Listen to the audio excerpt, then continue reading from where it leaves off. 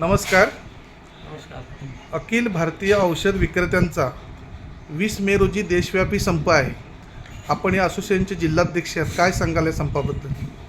अखिल भारतीय औषध व्यापार जी आमची संघटना आहे ऑल इंडियाची, त्यामध्ये बेकायदेशीर ऑनलाईन औषधं जी मागवली जातात किंवा कॉर्पोरेट कंपन्या अव्यावहारिकरित्या व्यवसाय करतात, ह्या गोष्टीला आमचा विरोध आहे आणि त्यासाठी 20 मे रोजी आम्ही हा संप पुकारलेला आहे.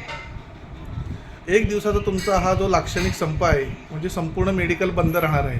पण तातडीची सेवा रुग्णांसाठी कशा पद्धतीने तुम्ही हे करा मेडिसिनच्या बाबतीत? त्यासाठी आम्ही प्रत्येक तालुक्यातील अध्यक्ष, सेक्रेटरी आणि जी मोठमोठी दुकानं आहेत त्यांचे नंबर आम्ही प्रसिद्ध केलेले आहेत. ते पेपरला सुद्धा येतील. प्रत्येक तहसील कार्यालय, police station, SP office, collector, सर्व आमदार, पालकमंत्री या सर्वांकडे ती नंबर आम्ही दिलेले आहेत अत्यावश्यक सेवेसाठी आणि पेपरला सुद्धा ते येतील. कोरोना काळात तुम्हाला होम डिलिव्हरीसाठी संमती देण्यात आली होती ने अजूनही ती चालू आहे. तो याचा कितपत परिणाम आजपर्यंत झालेला आहे? हां, त्यात दोन मुद्दे आहेत. एक GSR 817 जो गव्हर्नमेंटने 28/8/2018ला नोटिफिकेशन केलं होतं की ऑनलाईनला परमिशन दिली. पण कॉस्मेटिक ॲक्ट 1940 काय बोलतो की ऑनलाईनला परमिशन नाही. तरी पण सरकारने, सेंट्रल गव्हर्नमेंटने नोटिफिकेशन करून परमिशन दिली. त्या परमिशनच्या विरोधात आम्ही सरकारकडे दाद मागितली. सरकारने ते कॅन्सल केलं नाही. आम्ही हायकोर्टात गेलो. हायकोर्टात त्या गोष्टी ऑनलाईनला स्टे आला. स्टे येऊनसुद्धा सरकार त्याकडे दुर्लक्ष करतो आहे. म्हणून हा 20 मे 2026 रोजी आम्ही बंद पुकारलेला आहे.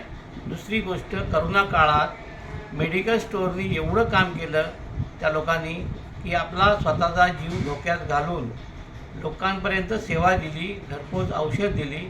तेही सरकारने नोटिफिकेशन केलं होतं म्हणून आपण घरपोच औषध देत होतो. पण करोना जाऊनसुद्धा 5 वर्षे झाली. तोही आम्ही मागणी केली की रद्द करा. तेही सरकार करत नाही. आणि कॉर्पोरेट ज्या कंपन्या आहेत, अव्यावहारिक जो काय पर्सेंटेज आणि हे देत आहेत, आमचा नफा किती आहे? 20%. 16 ते 20% आमचा नफा असतो. आणि कॉर्पोरेट कंपन्या ह्या 20 ते 50% डिस्काउंट देतात. त्यात स्पुरियस ड्रगची भीती असते किंवा कमी प्रमाणाने प्रतीची औषधं असू शकतात. म्हणून त्यांच्या विरोधातसुद्धा आमचा लढा चालू आहे. आपण या मागण्यांसंदर्भात केंद्रीय आरोग्य मंत्र्यांकडे सुद्धा भेट घेतला होता. काय त्यांनी नेमकं आश्वासन दिलं आहे? आम्हाला माननीय पियुष गोयल यांनी बराच सपोर्ट केला या गोष्टीसाठी.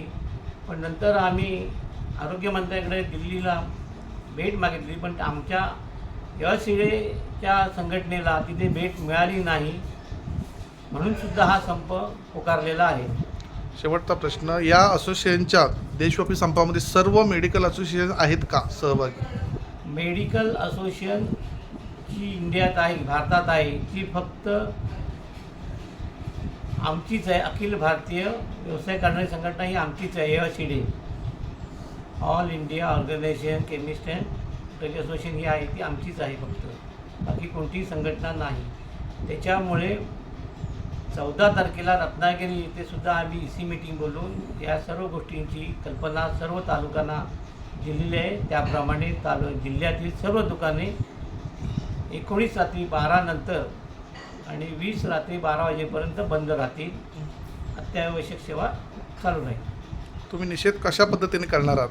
आम्ही निषेध दुकानात आम्ही काळ्या फिती लावून, आमच्याकडे पोस्टर आले, ती पोस्टर लावून लोकांपर्यंत जनजागृती करणार.